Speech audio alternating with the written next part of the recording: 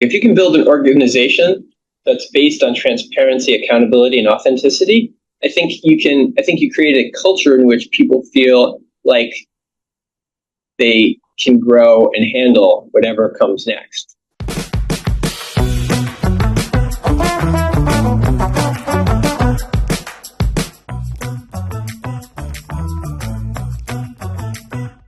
Welcome to Stickology. Today's guest is Mike Marinello, a corporate communications leader who has advised CEOs, global executives, and public figures shaping the reputation of the world's most influential organizations. As managing director and global head of communications for JP Morgan Payments, Mike inspires trust and strengthens connections. His career has spanned critical roles at Aon, Bloomberg, Microsoft, and the U.S. Senate, and has been defined by his ability to build high-impact teams and drive lasting loyalty that any brand would strive for. Mike, thanks so much for joining me today. Thanks for having me, Stephen. It's great to be here. Well, let's dig in. Mike, you've built several high-performing teams across some of the world's largest organizations. None of that is possible without trust. What is the key to building a resilient culture of trust in large global organizations? As a leader, I try to be painfully transparent in my communication and in my actions with my team. I'm going to treat you as equally as I can as your boss.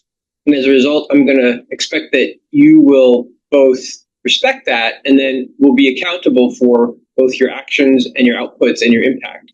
When you treat people like you would like to be treated yourself, in any situation, you're going to gain trust and you're going to gain momentum and you're going to have great outcomes. And, I think, too many times people say, well, I'm going to treat them like an adult. Well, not everyone treats adults well, but if you treat people the way you want to be treated, I think that's even better. That sort of goes a click below, if that makes any sense. It does make sense. I tell my kids all the time, treat people as you want to be treated.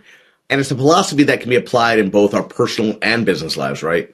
I do the same thing as a father, which is I'm as transparent as I can be as a father, right? And as they grow, you get the ability to be more transparent, but then you also hold, them accountable. And I think they appreciate that. And I think it's very applicable to both parenting and how you manage a team. I mean, it's a little different, but in some ways, but I think the philosophy, transcends both. Yeah, maybe your vernacular is different, but the philosophy is definitely the same. Okay, let's get a little more granular. Beyond trust, a thriving culture requires that people feel a sense of belonging. What are some of the things that you do with your teams to cultivate a sense of connectivity and shared purpose? One of the things that I try to do as best as possible is bring them together as often I can, whether it's virtually or in person, and whether that's in big groups or in small groups, because the connectivity between individuals is just something that we took for granted for COVID and is so much more valuable and so much more relevant when you consider high performing organizations, that I think it's an invaluable thing. And then I think the other thing that I try to do on a regular basis, either, with my leadership team or with, the folks across my team, or even have my leaders do with their team, is I really stress the value of recognition. And recognition doesn't have to be bonuses or Starbucks cards, although those are nice. But I think, recognition is just when someone does a good job or makes a good suggestion or even contributes, acknowledge it. Acknowledge it to them directly, acknowledge it in front of the crowd. There's a funny thing.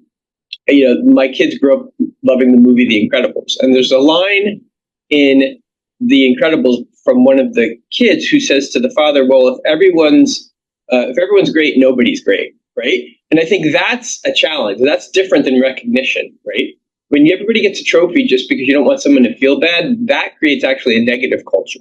I think when you recognize people for work well done that they've deserved, I think it's fine to not only acknowledge it to them, but to the group, because you want others to see what good looks like and inspire them to do the same. So those are the two things I try to do on a common level. And if you haven't guessed, I've also coached sports teams, so a lot of this transfers to that as well. Yeah. I think it's important to everybody to feel seen and appreciated. So acknowledging contributions when they're earned is really important. And it ties directly back to your point earlier about transparency and setting the right standards early and often. After all, you want people to see what good looks like versus making everyone feel like they're part of a trophy for everybody culture, you know? And specifically for their contributions, like not everyone is going to contribute in the same way, but if they're contributing in exactly the way they should be at the highest level they can be, then they should be recognized, right? And that's whether it's your EA or whether it's your highest performer in media relations. You know, they all contribute to the team, and they should all be recognized for a job well done, right? You can't outbalance great performance, one over the other. That's something that I say, that sort of is an interesting thing to think about when you're building a team and building trust, is that no one function or one output is more important than the other, right? And by the way, if we succeed, we succeed together. You want people to feel that sense of belonging and like they're part of something, especially when you're faced with tough decisions. You want people to feel like they're part of a team. Mike, speaking of which, you've led teams through several high-stakes situations. Can you share a story when your team's culture and trust impacted its ability to keep or win a client?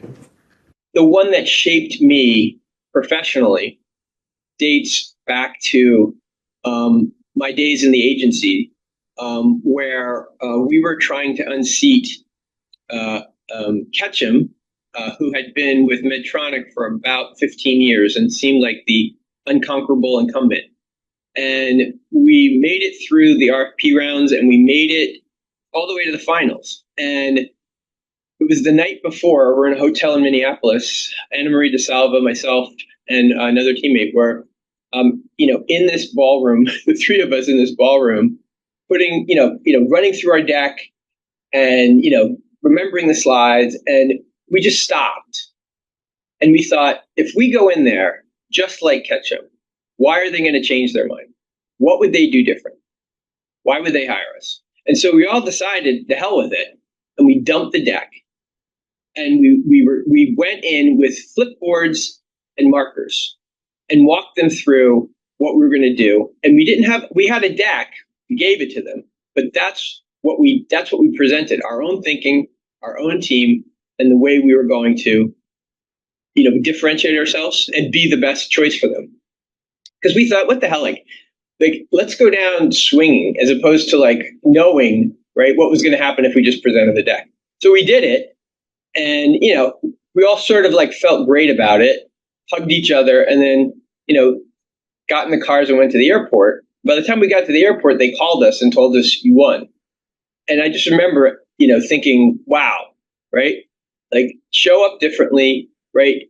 The culture and the trust we had in each other, and the ability to say, let's go for it, let's do something different, really shaped, for me, how I approached both, later on pitching business, but then also just as a leader in an organization, or just in everything else I did. That whole concept of showing up differently and have the courage, having the courage to lose on merit, takes a lot of courage, and not a lot of organizations support that. And I think that was a testament to the agency we work for, but I think it was a testament to the culture we had and the people who worked together. That's a great story. And a few things come to mind when I hear it. Number one, taking this risk definitely showed courage and internal trust.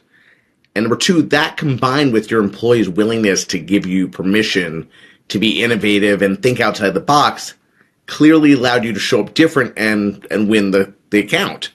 If we had lost and went back and told our bosses what we had done and why, they would have been supportive. They would have said, well, you gave it your best shot, versus why the heck did you do that, right? Yeah. And by the way, back to your first question, I said transparency and accountability, and you hit a word that's critical, which is authenticity, right? And that's the other thing I tried with my teams, is making sure that I'm authentic so that they can be their authentic selves. And I know that sort of sounds hyperbole, but that really gives permission to people to do that. Yeah, I really believe that authenticity is one of the most important qualities of a leader, because you want your team to believe in you every step of the way. Kind of speaking of which, let's shift gears a little bit. I'd like to discuss choosing the we, a team, over the me, an individual performer. Could you share any stories in which you've had to make tough calls to protect the entire team, possibly when dealing with tough individuals, and what that's taught you about leadership? I do not tolerate those who do not carry our culture. And you can have a high performer that's a jerk.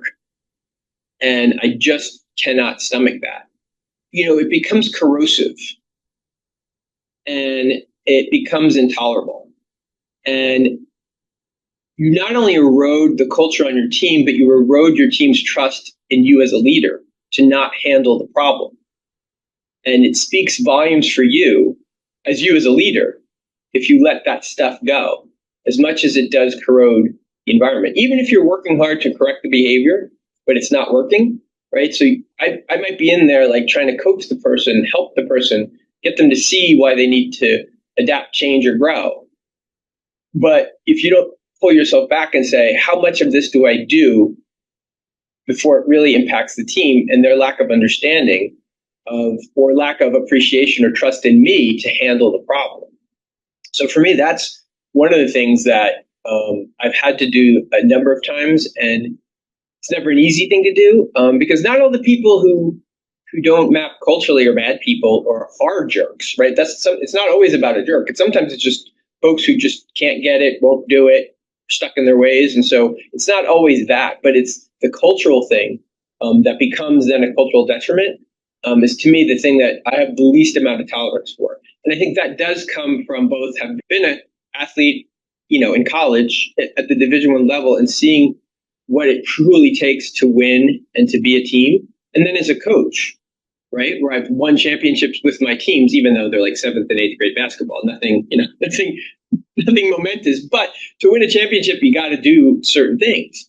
And, and how you treat, I had to bench my own son because of his attitude.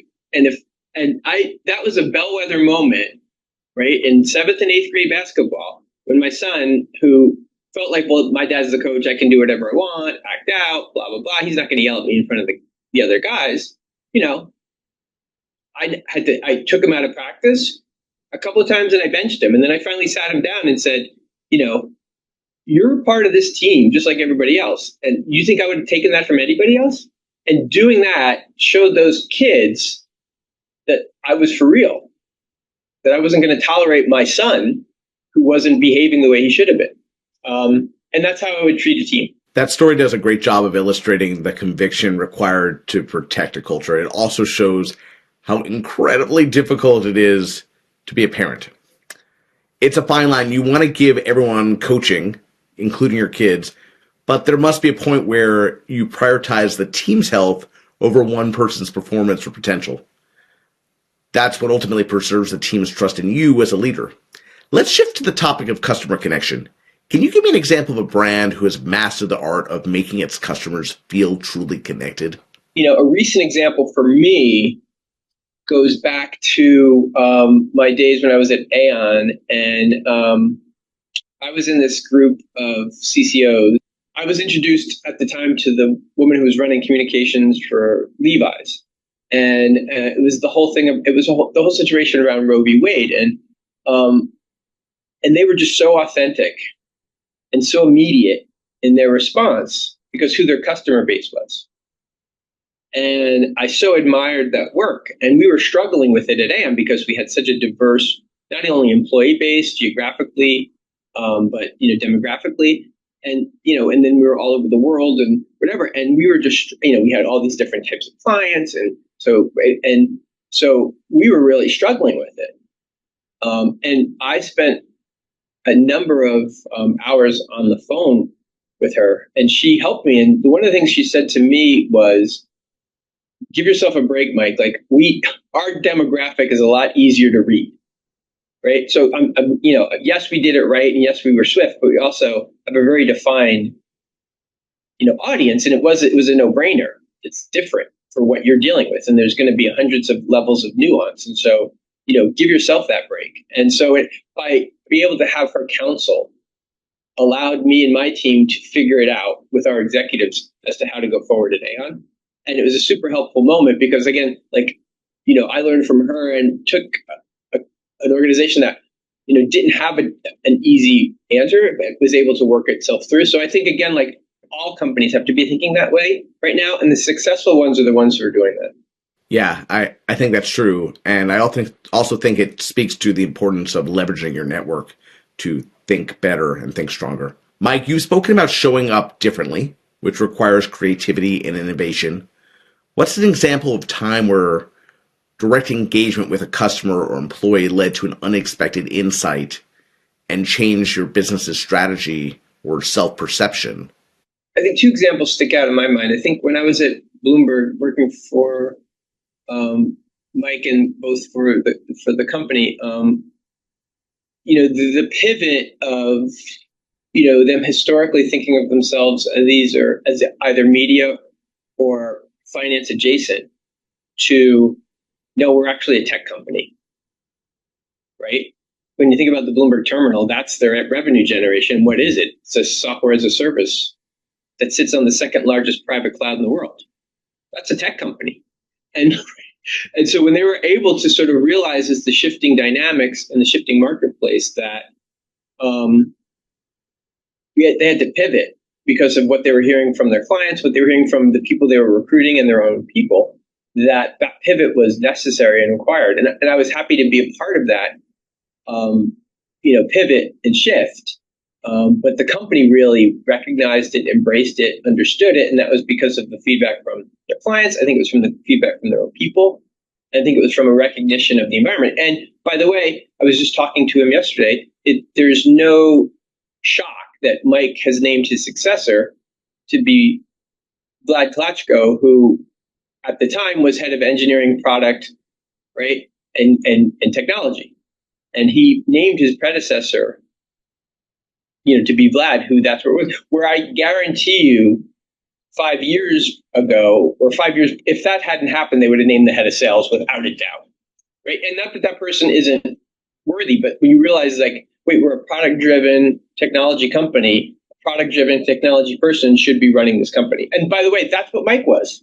I heard this quote from Bill Gates that said, if Mike Bloomberg had done what he had done in a garage in Palo Alto instead of an office building in New York, he'd be right next to me and Steve as a tech innovator, right? And so it's funny how you sort of find yourself, lose yourself, find yourself, and come back to your roots.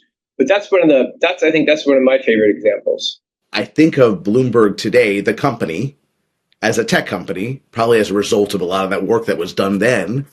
But I've never really thought about Mike Bloomberg as a tech guy.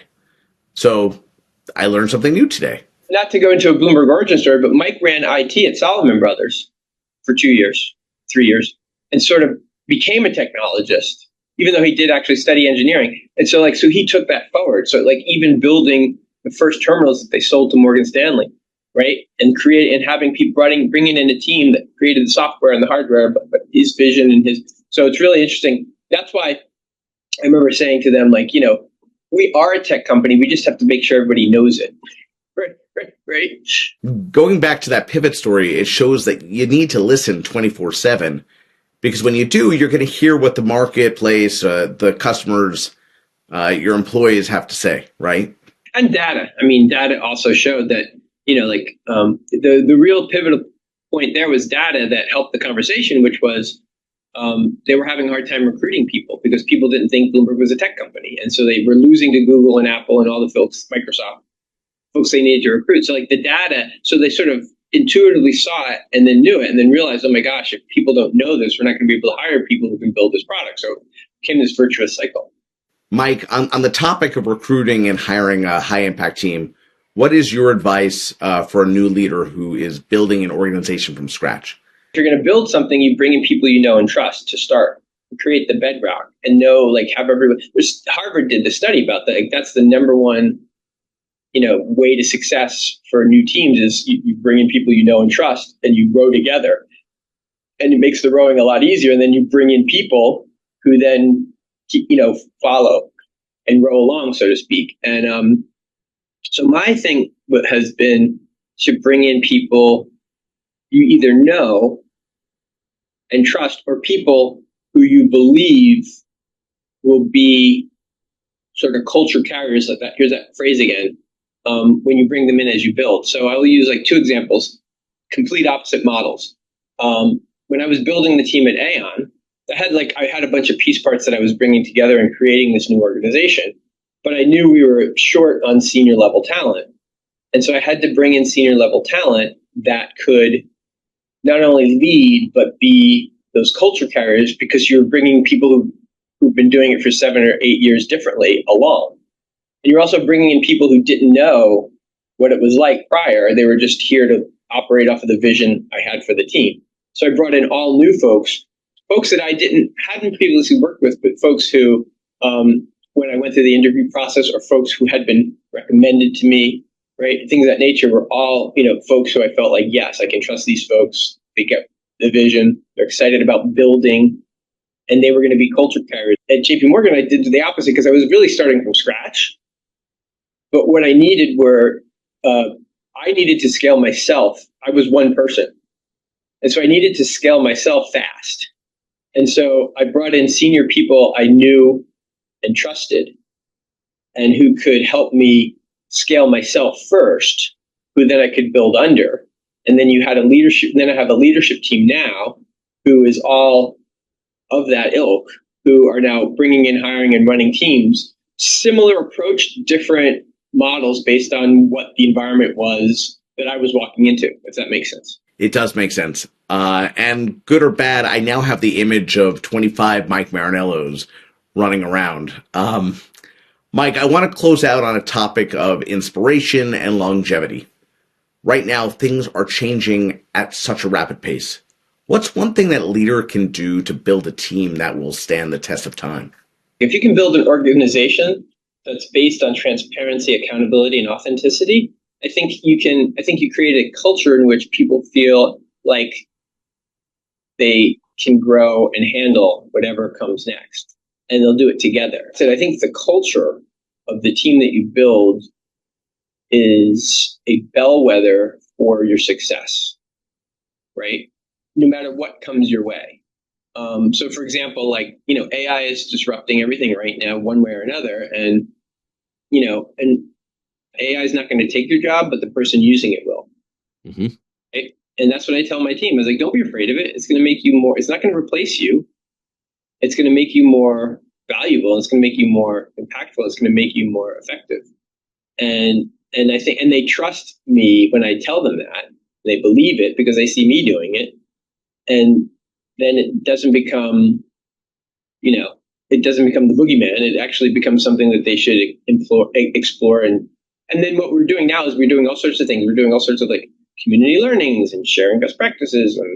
And I learned this prompt, and we have a prompt library, little things like that where people can help each other through it and learn it. And I think that's how you do it. But that comes from culture. That doesn't come from process right? That comes from culture. Yeah. And it comes from a growth mindset of being willing to try stuff, learn, innovate, and fail. And sometimes they say that the best successes come from those big failures over time.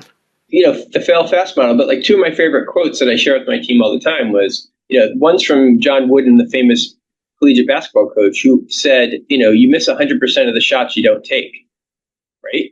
Yep. And then the Edison quote, which is amazing, he said, I didn't fail 999 times. I learned 999 times how not to make a light bulb. And that's the mindset of success, right? It's not, someone is like, oh, you're spinning a narrative. But no, if you truly believe that and okay, I failed this time. What did I do differently? What can I do differently? And you don't stop, right? There's a difference between kidding yourself and inspiring yourself. And it's a fine line, but it's true. I love those quotes, especially the second one. They underline the fail fast, learn faster growth mindset that is key to longevity. Mike, we've known each other for 25 years, and every conversation with you is inspirational. I always learn more about leadership, and I walk away with a smile. So thanks for sharing your insights today, and thanks for once again making me smile. No, thanks, Steve. That means a lot. And thanks for having me. I really appreciate being here and you taking the time to want to listen to me talk. That was a truly insightful discussion with Mike Marinello. Here are my 3 takeaways.